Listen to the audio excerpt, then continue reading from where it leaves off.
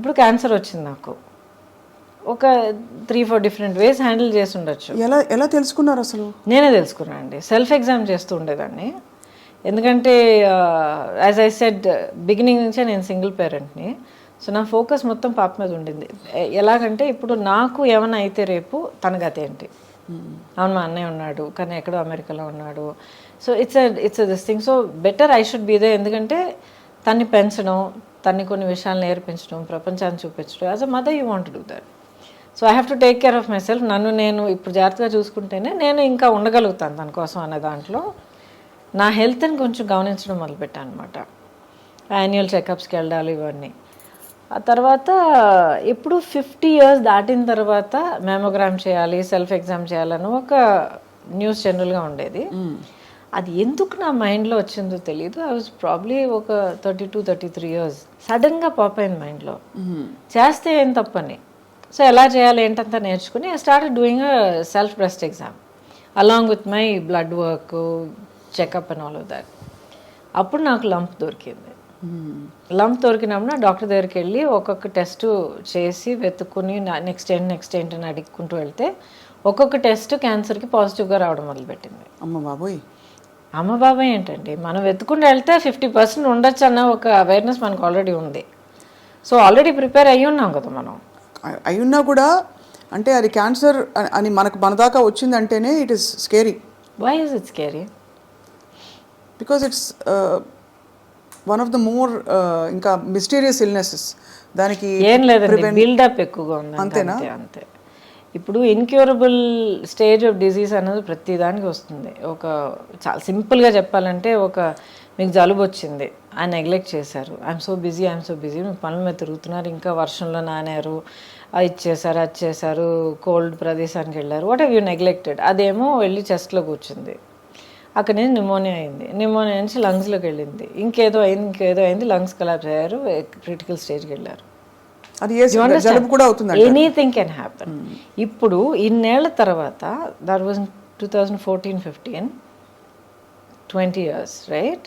2004-5, 20 years later ఇప్పుడు నేను మీ ముందర కూర్చొని మాట్లాడుతున్నానంటే ద రీజన్ ఇస్ నేను ప్రియంటివ్గా అవేర్నెస్తో ముందు చూపుతూ నేనుగా వెతుక్కుని వెళ్ళి కనిపెట్టుకుని దాని ట్రీట్మెంట్ అడుక్కొని చేయించుకున్నాను కనుక ఐఎమ్ హియర్ టుడే. మీరు నమ్మరండి, ఎంతమంది పిల్లలు, ఫ్యామిలీ మెంబర్స్ నా దగ్గర ఏడుస్తారు తెలుసా. మా అమ్మ పట్టించుకోలేదండి, ఆఖరి స్టేజ్ వచ్చేంత వరకు మాకు చెప్పనే లేదండి. ఇంత పెద్ద యాబ్సెస్ అయ్యి ఊండయి ఇదయ్యి అదయ్యి ఆఖరికి మాకు చెప్పేటప్పటికి మొత్తం దాచేసుకునేదండి. ఆఖరి మాకు చెప్పేటప్పటికి డాక్టర్ దగ్గర పరిగెత్తి వెళ్తే సారీ అమ్మ ఫుల్గా లోపల స్ప్రెడ్ అయిపోయింది, వీ కాంట్ డూ ఎనీథింగ్. మా అమ్మ కోల్పోయామండి. ఎంతమంది ఏడ్చారో తెలుసా నా దగ్గర. We have to be practical. అప్పుడు మీరు కనుగొన్న తర్వాత అగ్రెసివ్ ట్రీట్మెంట్ చేయాల్సి వచ్చింది కదా. అంటే ఇట్ ఈస్ సో ఐరానిక్. నాన్నగారు రేడియేషన్ ఆంకాలజిస్ట్ అండ్ బహుశా మీకు కొంత ఎక్కడో ఇంట్యూటివ్గా కొంత జ్ఞానం ఉంటుందో మరి. I don't know how it happened. Awareness health పట్ల ఎప్పుడు ఒక చాలా ప్రాక్టికల్ అప్రోచ్ ఉండేది మా ఇంట్లో. అవును ఇలా చేస్తే ఇలా జరగచ్చు, సో ఇలా జరగకుండా ఉండాలంటే అది చేయాల్సి వస్తే ఒక సేఫ్టీ ఏం చేసుకోవాలి. ఏమైనా ఒంట్లో బాగోకపోతే ఫస్ట్ ఇస్ న్యాచురోపతి, ఆ తర్వాత హోమియోపతి, ఆఖరిని అలోపతి వచ్చేది అనమాట మాకు. So very practical approach to health. So me treatment protocols అగ్రెసివ్గా ఉన్నాయండి? మీరు cancer I did everything. Surgery చేశారు, ఆ తర్వాత కీమోథెరపీ ఇచ్చారు, ఆ తర్వాత రేడియేషన్ థెరపీ ఇచ్చారు.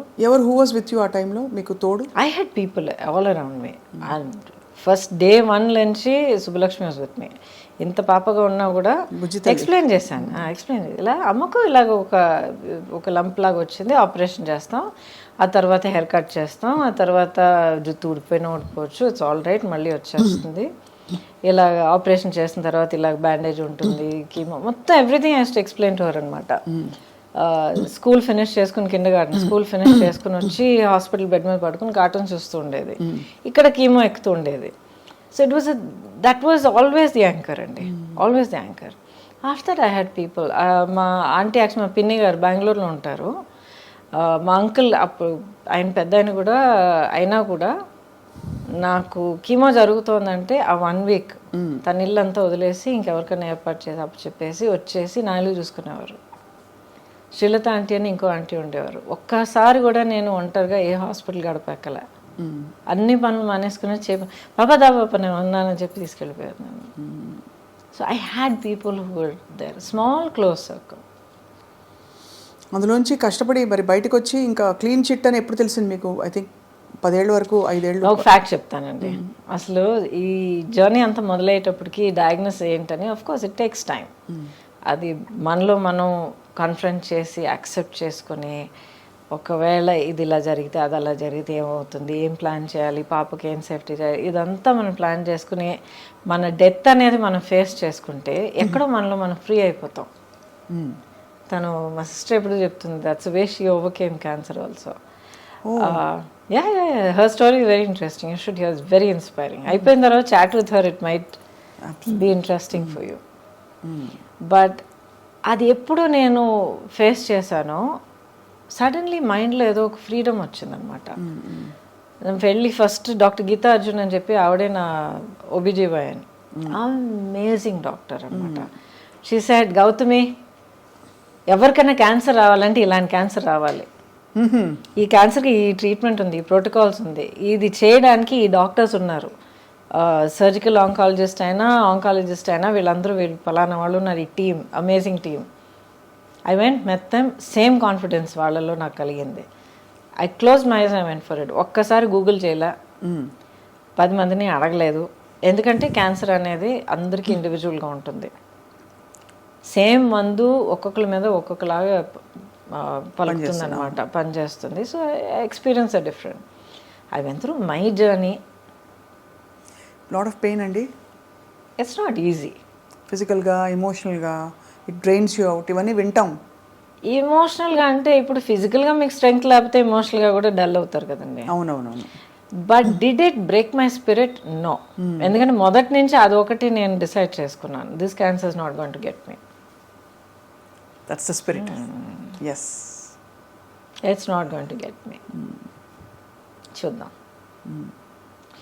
ఇప్పుడు కొంతమంది చెప్తారు, make your cancer your friend అంటారు. అది నాకు మొదట్లో అర్థం అయ్యేది కాదు. యూ రియలైజ్ అది మీ ఎనిమి కాదు, అది పెద్ద భూతం కాదు, మీ బాడీలో జరుగుతున్న ఒక అబ్నార్మాలిటీ ఆఫ్ గ్రోత్ అంతే.